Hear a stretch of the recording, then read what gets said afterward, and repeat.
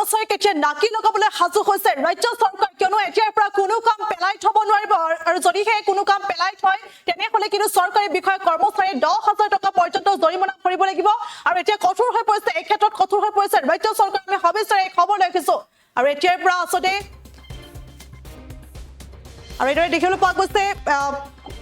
সৰকাৰি বিষয়া কৰ্মচাৰীক এইদৰে এতিয়া নাকি লগাবলৈ সাজু হৈছে ৰাজ্য চৰকাৰ এতিয়া সাজু হৈ পৰিছে কঠোৰ হৈ পৰিছে ৰাজ্য চৰকাৰ কিয়নো কাম পেলাই থব নোৱাৰিব কাম পেলাই থলে 10,000 টকা পৰ্যন্ত জৰিমনা ভৰিব লাগিব আৰু এই ক্ষেত্ৰত এতিয়া চৰকাৰী বিষয়া কৰ্মচাৰীৰ ক্ষেত্ৰত এইদৰে এতিয়া কঠোৰ হৈ পৰিছে ৰাজ্য চৰকাৰ কঠোৰ হৈ পৰা পৰিলক্ষিত হৈছে আৰু চৰকাৰী আসতে কাৰ্যালয়সমূহত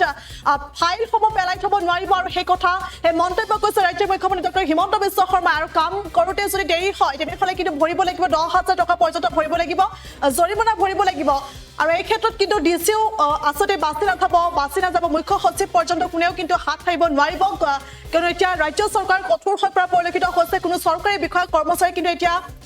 হাৰি যাব নোৱাৰিব যি ব্যৱস্থা গ্ৰহণ কৰা হৈছে কাম পেলাই থলে 10,000 টকা পৰ্যন্ত জৰিমনা ভৰিব লাগিব আৰু সেই যি ব্যৱস্থা গ্ৰহণ কৰা হৈছে সেই ব্যৱস্থাৰ পৰা কোনো পৰ্যায়ত আসতে হাৰি যাব নোৱাৰিব কোনো চৰকাৰী বিষয়া কৰ্মচাৰী হাৰি যাব নোৱাৰিব আৰু এইদৰে এতিয়া কঠোৰ হৈ পৰিছে ৰাজ্যৰ মুখ্যমন্ত্ৰী ডক্টৰ হিমন্ত বিশ্ব শৰ্মা কঠোৰ হৈ পৰা পৰিলক্ষিত হৈছে আৰু জৰিমনাৰ ধন লাভ কৰিব লাগিব জৰিমনাৰ ধন জৰিমনা আসলে ভৰিব লাগিব বুলি ইতিমধ্যে মুখ্যমন্ত্ৰীগৰাকীয়ে মন্তব্য কৰা দেখিবলৈ পোৱা গৈছে আৰু কোনো বিষয়া কৰ্মচাৰী আসলে কোনো ধৰণৰ কাম পেলাই থব নোৱাৰিব আৰু যি 763টা সেৱা আসলে চৰকাৰী কাম-কাজ সেই কাম-কাজ কিন্তু কৰিবই লাগিব আৰু এতিয়া কঠোৰ হৈ পৰিছে বিষয়া কৰ্মচাৰীৰ ক্ষেত্ৰত কঠোৰ হৈ পৰিছে এতিয়া ৰাজ্যৰ মুখ্যমন্ত্ৰীগৰাকী আৰু যদি সেই কাম নকৰে তেনেহলে জৰিমনা ভৰিব লাগিব বুলি কৈছে আৰু এইদৰে এতিয়া 100 পৰা 10,000 টকা পৰ্যন্ত জৰিমনা ভৰিব লাগিব যদি কোনো বিষয়াই কাম দেৰিকৈ কৰে তেনেহলে বা কাম কৰোতে যদি পলম হয় চৰকাৰী কাম-কাজ কৰোতে পলম হয় তেনেহলে কিন্তু 100 টকাৰ পৰা 10,000 টকা পৰ্যন্ত জৰিমনা ভৰিব লাগিব বুলি মন্তব্য কৰিছে ৰাজ্যৰ মুখ্যমন্ত্ৰীগৰাকী আৰু এই ক্ষেত্ৰত কিন্তু মুখ্য সচিবও হাৰি নাযাব মুখ্য সচিবেও জৰিমনা ভৰিব লাগিব বুলি মন্তব্য কৰিছে ৰাজ্যৰ মুখ্যমন্ত্ৰীগৰাকী আৰু এই জৰিমনা আসলে দৰমহাৰ পৰাই কৰ্তন হ'ব বুলি কৈছে দৰমহাৰ পৰাই কৰ্তন কৰি দিয়া হ'ব যি 100 পৰা 10,000 টকা পৰ্যন্ত জৰিমনা বিহা হ'ব সেই টকা কিন্তু দৰমহাৰ পৰাই কৰ্তন হ'ব বুলি এতিয়া মুখ্যমন্ত্ৰীগৰাকীয়ে মন্তব্য কৰা দেখিবলৈ পোৱা গৈছে আৰু ইয়াৰ বাবে ৰাজহুৱাকৈ আসলে পৰ্টেল সেৱা মুকলি কৰা হ'ব আৰু সেই পৰ্টেলৰ জৰিয়তে আসলে আবেদনকাৰীয়ে আবেদন কৰিব পাৰিব অভিযোগ দিব পাৰিব আৰু তাৰে পাছতে কিন্তু এই ধৰণৰ সিদ্ধান্ত জৰিমনা ভৰিব লাগিব যদি কোনোৱে আসলে আবেদন কৰে বা অভিযোগ দিয়ে কাম-কাজৰ ক্ষেত্ৰত যদি কাম-কাজ পলমকৈ হয় এই ক্ষেত্ৰত যদি অভিযোগ দিয়ে তেনেহলে কিন্তু বিশেষ পৰ্টেল সেৱা মুকলি কৰি দিয়া হ'ব আৰু সেই পৰ্টেলৰ জৰিয়তে অভিযোগ দিব পাৰিব আৰু সেই অভিযোগৰ ভিত্তিতে ব্যৱস্থা গ্ৰহণ কৰা হ'ব 100 পৰা 10,000 টকা পৰ্যন্ত জৰিমনা ভৰিব লাগিব আৰু মুখ্য সচিবও কিন্তু হাৰি নাযাব আৰু এইদৰে এতিয়া ৰাজ্য চৰকাৰ কঠোৰ হৈ পৰা পৰিলক্ষিত হৈছে আৰু এই ক্ষেত্ৰত গুৰুত্বপূৰ্ণ মন্তব্য কৰিছে ৰাজ্যৰ মুখ্যমন্ত্ৰী ডক্টৰ হিমন্ত বিশ্ব শৰ্মাই এই মুহূৰ্তত মুখ্যমন্ত্ৰীগৰাকীৰ কিছু ভাষ্য আছে আমি দৰ্শকলৈ আগবঢ়াইছো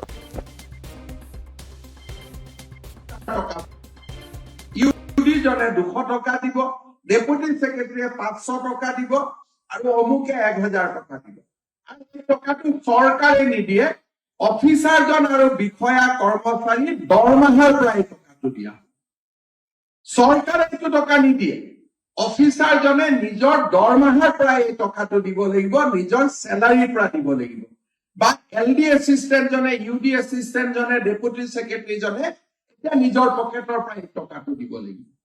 তাৰমানে আজিৰ পৰা আমাৰ যদি কিবা কাম হোৱা নাই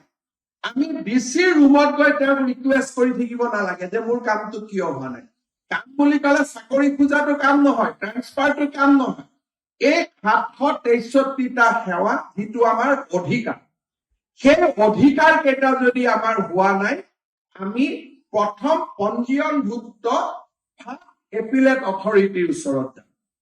যদি ফাৰ্ষ্ট এপিলেট অথৰিটিজন আমাৰ কাম কৰি দিয়া নাই তেওঁ নুশুনিলে তেতিয়া আমি সেকেন্ড এপিলেট অথৰিটিৰ ওচৰত যাম সেকেন্ড এপিলেট অথৰিটি যি ডিপাৰ্টমেণ্টে নটিফাই কৰিব তেওঁৰ ফাইন দিব পৰা ক্ষমতা হ'ব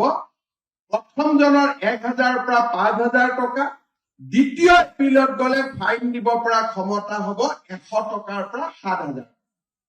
যে তেওঁ সেকেন্ড এপিলেট অথৰিটি জনে ক'ব যে এই গোটেই ব্যৱস্থাটো দিলে হ'ল ফাৰ্ষ্ট এপিলেট অথৰিটি জনেও কামটো নকৰিলে গতিকে এইবাৰ 7,000 টকা ফাইন হ'ব হয়তো ফাইনৰ এটা পৰ্চন ফাৰ্ষ্ট এপিলেট অথৰিটি জনেও পকেটৰ পৰা দিব লাগিব কাৰণ তেওঁ পেলাই থৈ দিলে সেকেন্ড এপিলেট অথৰিটিজনে ফাইনটো ডিষ্ট্ৰিবিউট কৰিব এতিয়া ফাৰ্ষ্ট এপিলেট অথৰিটি আৰু সেকেন্ড এপিলেট অথৰিটি দুইজনে আমাৰ বিষয় অৰ্থাৎ